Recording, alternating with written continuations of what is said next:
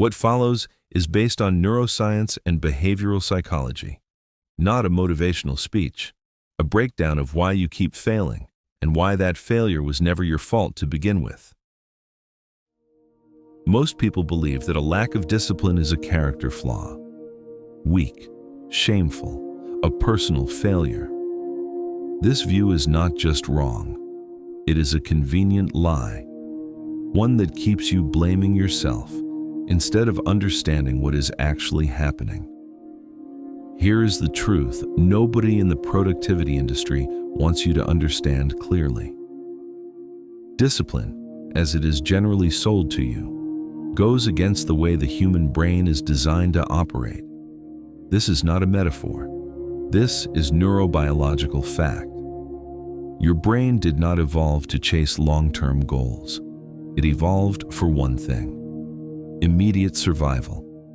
For millions of years, the brain adapted to conserve energy, seek quick rewards, and avoid unnecessary effort. Your brain does not want you to go to the gym. It wants you to stay still, because that saves energy. It does not want you to work on your goals. It wants the faster dopamine, because faster is always what it prefers. And this is not a defect. It is simply biology, ancient, efficient, and completely indifferent to your ambitions. The problem is that modern society demands exactly the opposite. And when you try to force discipline through willpower, you are trying to override millions of years of evolutionary programming with a motivational phrase. And it does not work. Not for long. So if willpower is not the answer, what is?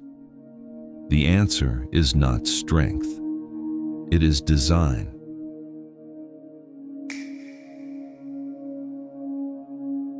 Most people believe self-control is an inner strength, a moral muscle that just needs more training.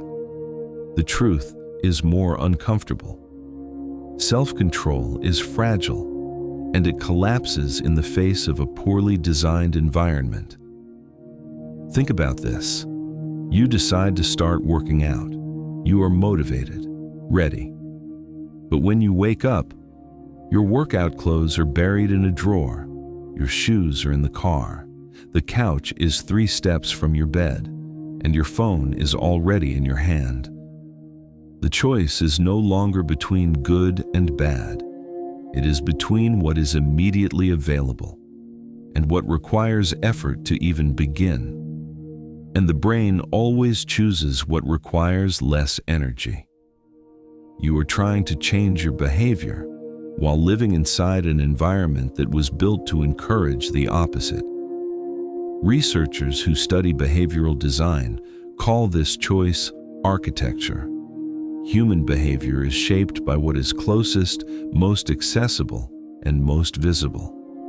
In one study, simply moving water bottles to the front of a cafeteria instead of the back increased water consumption significantly. No campaign, no motivation, just placement. When a healthy behavior becomes the simplest available option, the brain does not resist, it follows. Disciplined people are not stronger. They are smarter about how they arrange their space, their triggers, and their defaults. They do not rely on motivation. They create systems where the right behavior costs less energy than the wrong one. Stop treating discipline as a test of character. Start treating it as an engineering problem.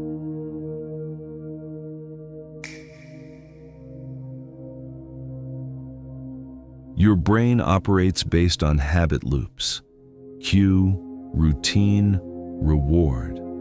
And these loops are already running inside you right now, whether you design them or not.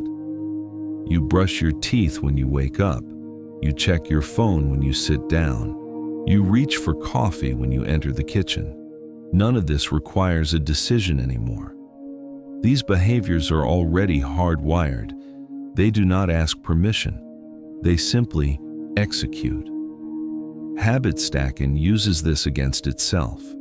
Instead of building a new habit from scratch, you attach it to one that already exists. You leverage a cue already rooted in your brain and use it to carry a new behavior with almost no resistance. After brushing your teeth, you sit for 2 minutes of silence. After making coffee, you open your notebook. After locking your door, you take 3 deliberate breaths before the day begins. The brain starts to couple these automatically. The new behavior piggybacks on the old one. You have hijacked the loop. And why does this work so well? Because you eliminate the biggest barrier, the start. Initiating an action requires more mental energy than maintaining it. Once you are in motion, inertia works for you, not against you. But this method demands precision. The new action needs to be short, clear, and immediate, happening right after the previous habit without pause. If you follow this architecture, you're not building discipline. You are building inevitability. The right action will happen before doubt arrives, before laziness sets in, before your brain convinces you to wait for a better day. The word procrastination carries enormous weight: failure, weakness, lack of ambition. But this narrative is not just wrong, it is self-destructive. Procrastination is not a personality flaw. It is a symptom, a clear signal that your environment, your habits, and your systems have been poorly designed. When you procrastinate, it is not because you do not want to act. It is because acting, given how your life is currently set up, requires too much effort and delivers no immediate reward. For the brain, this choice is not a moral question. It is arithmetic. So here are the 4 laws of behavior design. Make it obvious. If the desired behavior is hidden or out of sight, it will be forgotten. What is visible is what gets done. Make it attractive. The behavior needs to generate anticipation. Associate it with something you already enjoy. Make it easy. The more friction there is, the lower the chance of execution. Reduce it to the simplest possible form until it is almost impossible to say no. Make it satisfying. Without a sense of completion, the brain does not build attachment to the behavior. The loop never closes. Every time you avoid something, stop asking why you are weak.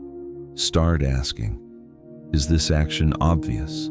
Is it easy to begin? Is it generating any reward? If the answer is no, you do not have a discipline problem. You have a design problem.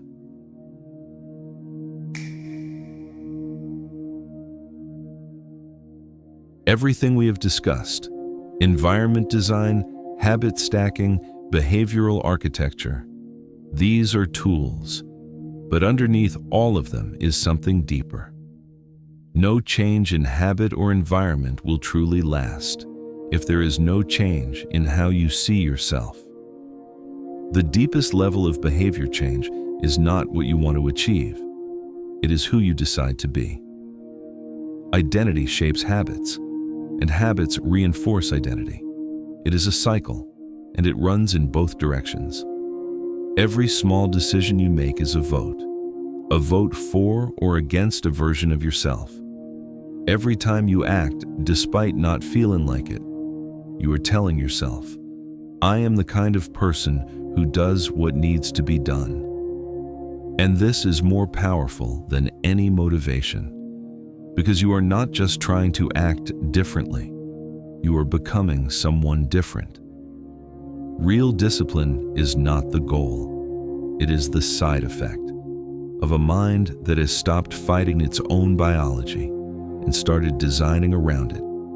Someone who has stopped trying to win by force and started winning by structure.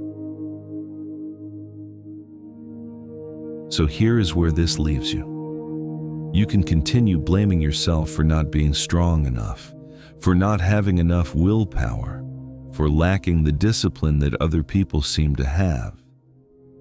Or you can recognize what is actually happening. Your brain is ancient and efficient. Your environment is not designed for what you want, and neither of those is a character flaw. The first step is not to try harder. The first step is to stop fighting the wrong battle. Design your environment. Stack onto what already exists. Make the right behavior the easiest available option, and let your identity catch up to your actions, one small vote at a time. You do not rise to the level of your goals. You fall to the level of your systems.